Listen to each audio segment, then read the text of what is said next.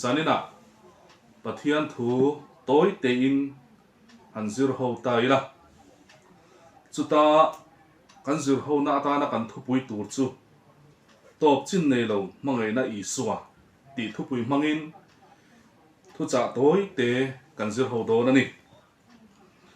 pathian thu kan zir ho mai trong trai na toy te kan nei nge lalpa chunung vera kan pa du tak van ro pui mi zanina I thu kan zir ho tura hian nang kan zinga lo tel la he lalpa I thu kan zir ho te angai thatu pia ten pakhat ta lok na dom tak an nei thei theng na turin I tharau thiang lima man ni som sak turin Isua mi kanon dile amen ole Bible chang kan zir ho tur han tar lang masata ila Jeremiah bung som thum le pakhat chang thum ma na kan ne na lalpa lo lang chuan heti hian ati mangai to plovin ka mangai chia chu wangin leinat na in ka hruai hong che min ti ani Isaiah bung som li le pali chang som ni le pahnia chuan in sual na te cha chum cha mu ti bo angin ka ti bo ta ka hne na lo kil le ro u katlan to si chewa ti in min sil ani ole nupa hi an omani ti chuanin kara chuan nupa kara chuan fapa dom tak mai an sing ta a chu an fapa an shin chu an hmang e maya khovela an lo piang ve te nupa an lo in siam te an han nge to hian an lim lia mai ni ti chuan na an han thok bang an han ho te chuta no te na lo lom te apa tia a lo lom an lo lom te chuan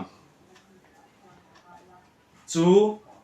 no te na lo lom te chuan anu le pa te chu an lim em maya lom na hlirin an khatani he ka fa pa hi ka ro lu tu he tira min ti lim tu min ti lim tu ani ya min ti lim chho zel tu rani e ti in anin hat ve em mai ni an fa pa khan ti chona lo thang lian zela mi in an nei apiang mai te out viang ti nawin an lei sak zela an lim em mai ni ma sela chu tlang wa chu no pang chu alo tlang wa ta a in ti tiang alo tlang wa ta a ti chuan van doi tha tak mai kong suala zo ve tak lo mai ni rui lowa atal boya mi pat mai chia ta te atal boya ruk te alo mang chho ta a ma na lim na le lom na ni chin kha nu le pa lung ngai na alo chang zo tak la mai ni ti chona nu le pa te chona han zil thina nima sela thadu to chung lo a to pa phei chon in te chu tlang wa chuan a chhuwa sam ta hiya mai ni chu tianga ina chhuwa san chuan anu le pa te chu an mut hei lowa an mang anga eng ti ka nge ka fa pa hi aron hong ti in leiwa thakin an lo khlir thin ani ti chuan le kumtam tak avei nuwa chuan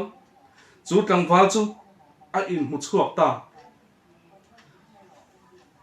khatiang anga anun kong swal te an khirle khan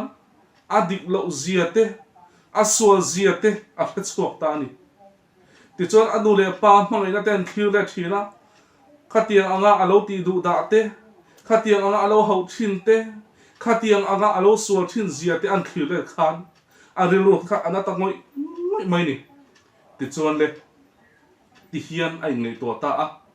kan nu le pa te hi le kha kan thonanga min langai dam du nge du lo tin le kha kan thon teng atita ni ti chu ale ka thon a chuan ti hianin arun ti hian a thon ta kanu kapa in chunga phoi ka khoya phoi ka te em maya in riru te po ka tina kanu le pa te u min ngai dam ro wo min ngai dam ani ti ka sia theinan kan in geta khan paljong pala khan puan sin in lo bang don ani o ti in chu tlangwal so tak mai chuan lekha a thon ta ni ti chuan le atu ka lo thleng ta a ti chuan in chút lang va chu an in lampang ho tu chuan akal ta a ti chon ba sa chuang ta ba sa chuan an in chu aron theng nai to la theng nai to la a thina phuna sa tu mai a thin lunga chon kanu le pa kha min langai dam duang em o ti khanin a thin lung kha a phudut dut mai ni ti chuan an in zone an theng ta ti chuan in theile ngam lo chon an in zone chon hoinak chuan an get ta puan sen pakhat mai ni lo an get vai get zong ne pal zong mai kha puan sen li mai khan lo bang khata ni chu vele chon bas kha tun hena kapu ding ro ka chuk don ti in out ta roi mai ni ti chuan in a chuk ta a ge ta chun luta in thasung e mena luta ti chon kong ka avalu na chon anu le pa ti chon lo thudun kanu kapa min langai dam du angem tia in chi tak mai anu le pa hena angai dam man votil na chon chu anu le pa chuan in ka fa pa boite ma na tang ini chua san khat zan laya po ni sila ilo entikang ilo ho duang ti in kong ka poi kan kal ngai lo sin ti in a chang ni chu apa han ro pui em tero chu tiang ang chia mai chuan kan lat pa iso Krista Calvary cross amin tlan tu mangai na chuan eng ang pon sual mai la eng ang pon nun kong dai kholo po ni mai la amin mangai na chuan min tong lo ma he kan sual na kan sal ta na hi ain ang lo thel mai thei ni tro chu kan sual na sal ta na chuan nu pui pasal nei reng chunga ngai zong nei te po aniang thalai te po zu le muang hui thei thil chi sang po kan tal boy ani mai thei penin ang lo mai thei kan sual na mi pat mai chet ei ru na te ni na ni mai thei ni chu kan saltan na atang chuan kan lat pa iso Krista chuan he in saltan na atang hian ron chuak ro u ka mangai na onem chu ron tim le ro u in sual na te chu chum cha mu ti bo ang ka ti bo ta si a ti in min sina ni kha chu wang chuan nang le ke hilal iso Krista chuan en tik lai mai po hian min mangaya min chan dam adua min ngai dam adua ni tero chu wang chon nang le ke hi kan lat pa iso Krista chuan en tika nge ka fa hi alo honga nga he asua khur thu takatang hin en tika nge alo hongang ti in min khi reng mai thina ni kan pathian hi khong na pathian avan em tero top chin nei lo mangai na iso hi avan te lun em tero chu wang chon ma na kan ne na pa lo lang chuan he ti hi na ti aron ti ta reng ani mangai top lovin ka mai chia chu wangin leina na in ka hroi hong ang che ti in kan lalpa chuan min ti ani chu wang chuan vo in nia hian zanina hian in ti tia nang le ke kan lalpa pathian ni min ngai dam du to tak lo nga ti na thin lung te po kan lo nei mai thei lalpa kan pathian chuan ngai dam thei lo tu ma ani lo kan sual ani kan dik lo pani ti kan in siat hi lalpa hi alo em zok ani